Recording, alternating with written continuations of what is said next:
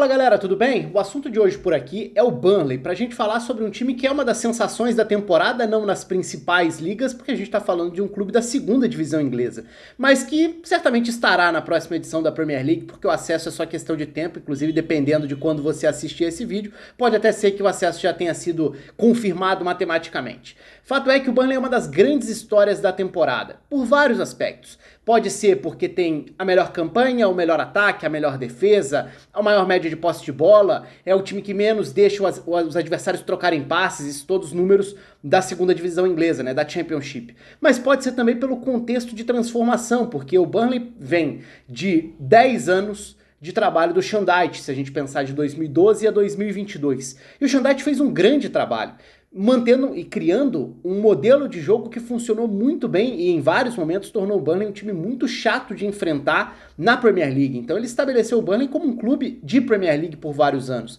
Então, de forma alguma, a ideia aqui é menosprezar ou tratar como uma crítica a forma que o Burnley tinha de jogar. O Burnley era um time de ligações mais diretas, um time bem mais direto, que não fazia muita questão de trocar passe, que levantava a bola para a área da linha do meio campo, que usava qualquer bola parada de qualquer lugar do campo para colocar grandalhões, brigar pela primeira bola, esticar uma bola direta do goleiro para o centroavante, potencializou vários jogadores dessa forma dentro do modelo Sean Dyche. Então assim, foi um time que dentro da sua forma de jogar deu muito certo. Veio o rebaixamento em 2022 e veio uma aposta muito diferente.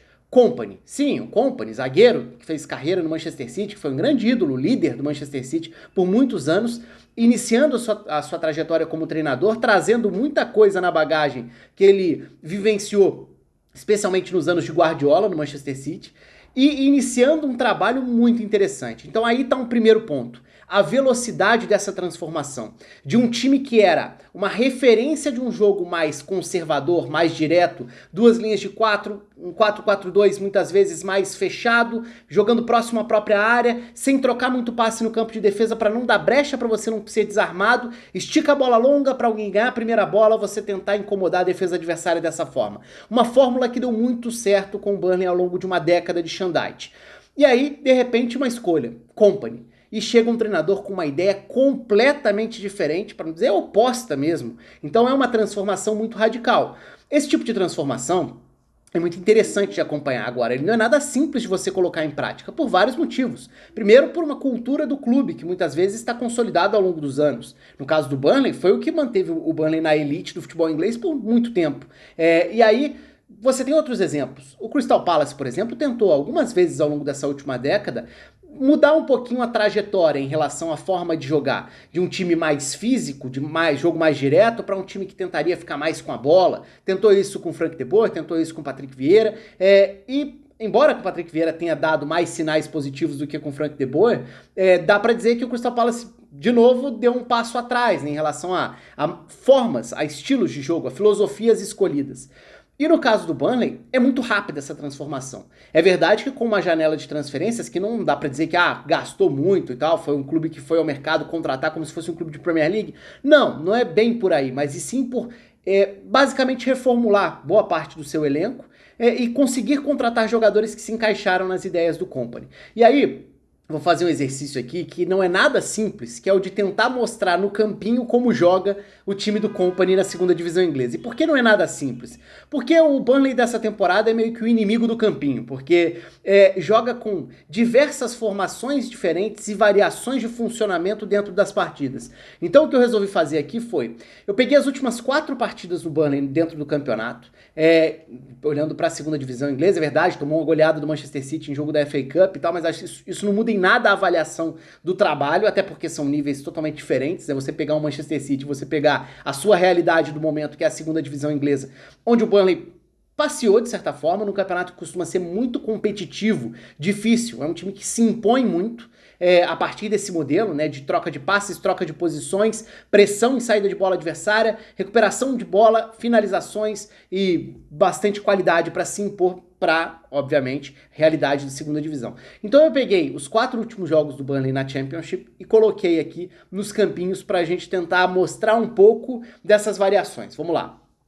Começando pelo jogo contra o Sunderland, que foi o último, claro, dependendo de quando você tá vendo esse vídeo, até logo depois, eu tô gravando esse vídeo um pouquinho antes de uma sequência de tabela bem complicada pro Burnley, tá? Então pode até ser que o Burnley encaixe uma sequência de tropeços, não vai impactar em nada a avaliação de uma excelente, de uma excepcional transformação, justamente por ter sido algo tão radical. Aí você olha pra essa base, uma base do Burnley contra o Sunderland, você vai olhar na escalação 4-4-2, o que tem de diferente aqui?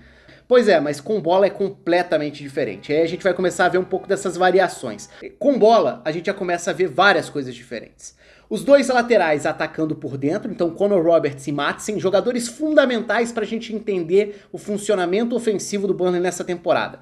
Os papéis e a versatilidade dos laterais podendo fazer diferentes funções dentro do campo. Nesse caso, os dois laterais se projetando por dentro, o Cullen, que é um dos volantes, baixando para fazer a saída de bola não entre os zagueiros, e sim à direita dos zagueiros, então vira uma saída com 3, sendo que um dos volantes é quem baixa para fazer essa saída, os dois laterais se projetam não por fora, mas por dentro, enquanto os dois meias abertos vão jogar bem abertos, vão ficar bem espetados nas pontas. O Zaroury, uma das referências técnicas do time, jogador de drible, de arrancadas, quase sempre mais preso à ponta esquerda do campo, e nesse caso o Benson pela direita. A gente vai ver que em vários jogos é o Vitinho quem faz esse papel, o brasileiro jogando como meia aberto pela direita, ou como ala, ou como lateral, enfim, porque as funções variam. E na frente, Barnes e Tella. Nesse caso, o Barnes até baixando, porque a gente vai ver o que vai acontecer aqui, né? E o Brownhill ficando como esse volante da dupla inicial, mas que fica guardando posição. Eu tô colocando as setas justamente pra gente pegar um pouco esse estágio, né? Esse meio do caminho, até o posicionamento em fase ofensiva, em construção.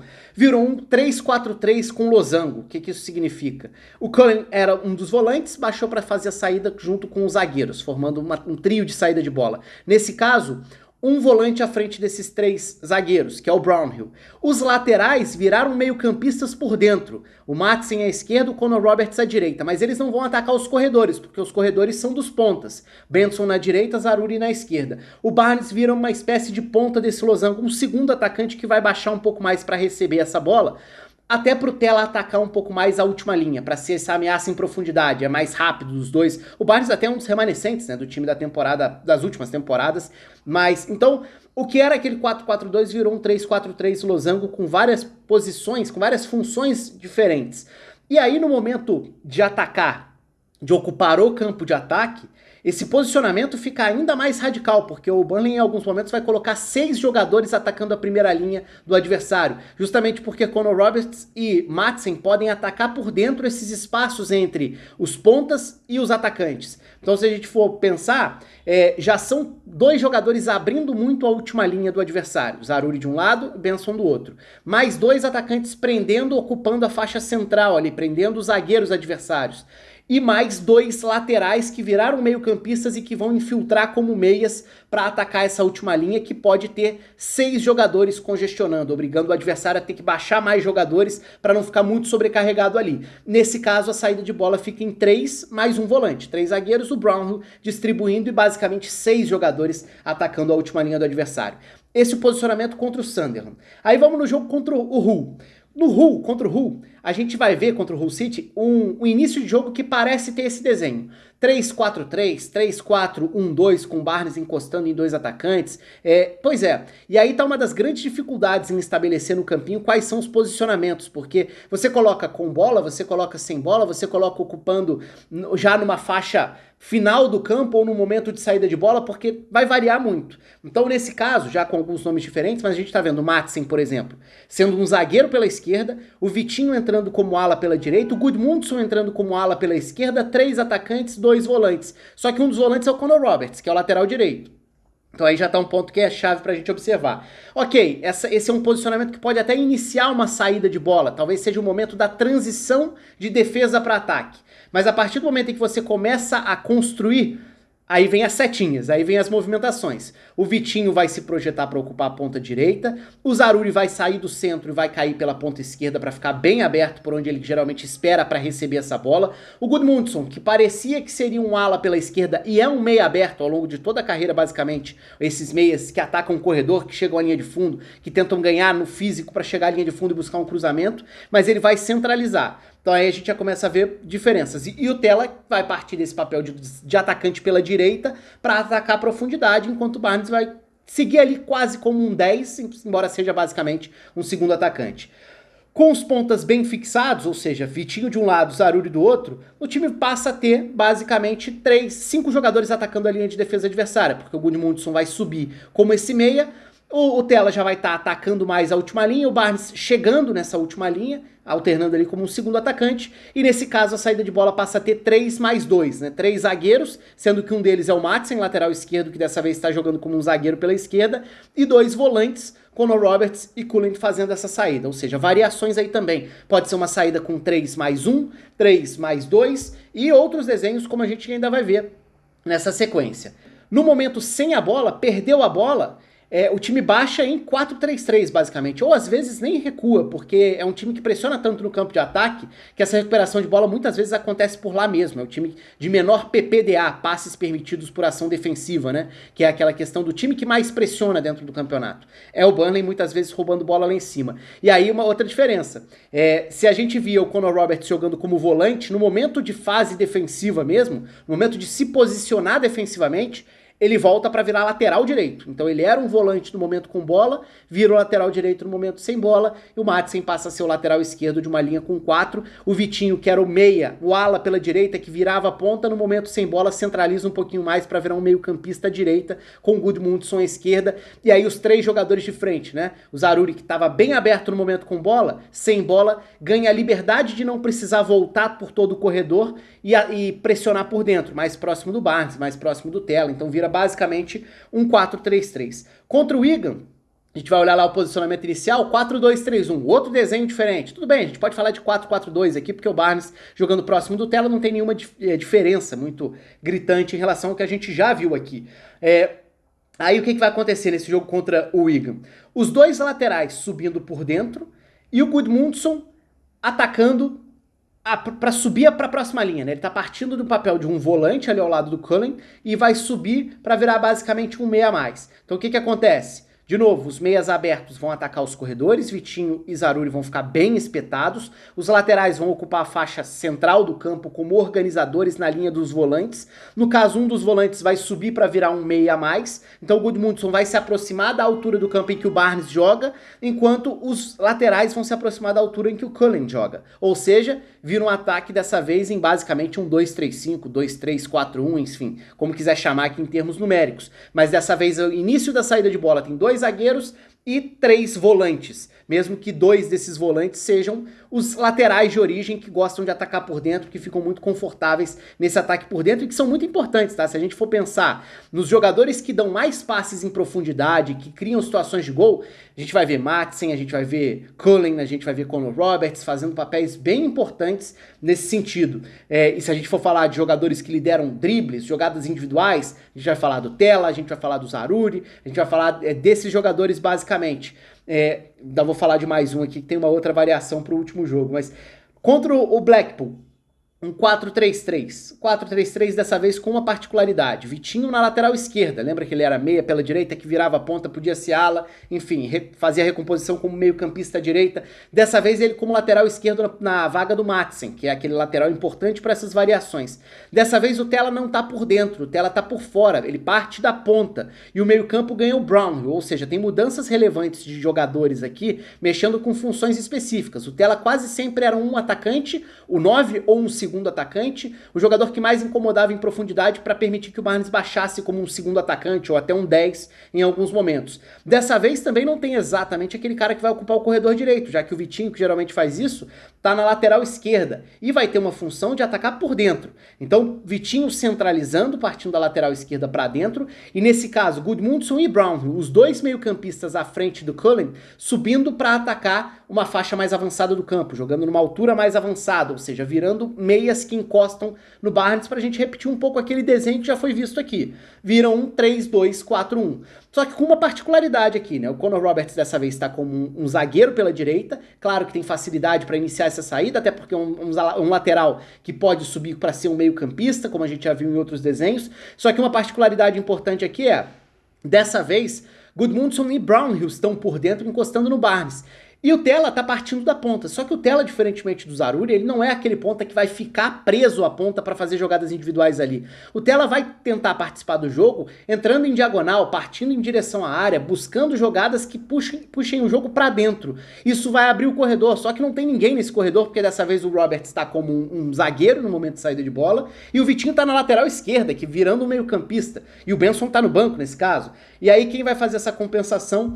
O Brownhill. Então o meio campista avançado por dentro vai muitas vezes ser quem vai cair pelo lado direito para compensar esses movimentos, praticamente invertendo com o Tela que entra em diagonais da direita para dentro para ter alguém atacando a segunda trave, para ter alguém chegando para finalizar. O Burnley usa muitos cruzamentos, embora seja um time de qualidade de bola no chão e tal, usa muitos cruzamentos justamente por sobrecarregar a última linha do adversário. Então tem sempre alguém chegando nas costas de uma marcação adversária, da linha de defesa adversária, tem sempre finalizações da entrada da área, porque você coloca 4, 5, 6 jogadores na última linha, você vai empurrando a última linha para trás e forçando o adversário a baixar mais gente. Como o adversário baixa mais gente, sobra menos gente para proteção à frente. Então acaba que é um time que faz muitos gols da entrada da área. Tem muitos chutes ali do Tela, do Brownhill, do Zaroury, jogadores que têm essa capacidade individual ali também. Então é muito interessante como o Burnley consegue ser um time que pode usar diversas escalações, desenhos, variações para modelos de saída de bola,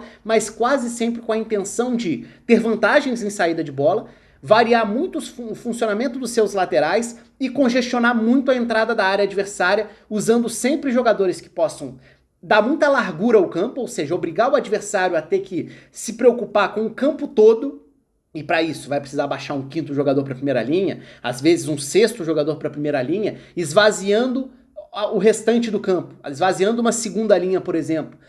E aí é o que vai gerando espaços e vantagens para o Burnley ser um time tão imponente. Assim, a imposição do Burnley dentro da Championship é muito interessante e tem tudo a ver com essa enorme transformação tática de um time muito clássico do 4-4-2, mais rígido, mais conservador do futebol inglês, de jogo direto, de ligação direta, para um time muito móvel, com diversos mecanismos e variações táticas, de funções diferentes, desenhos diferentes, ocupando a última linha com muita gente e trabalhando essa bola a partir de muita movimentação e muita pressão em saída de bola do adversário.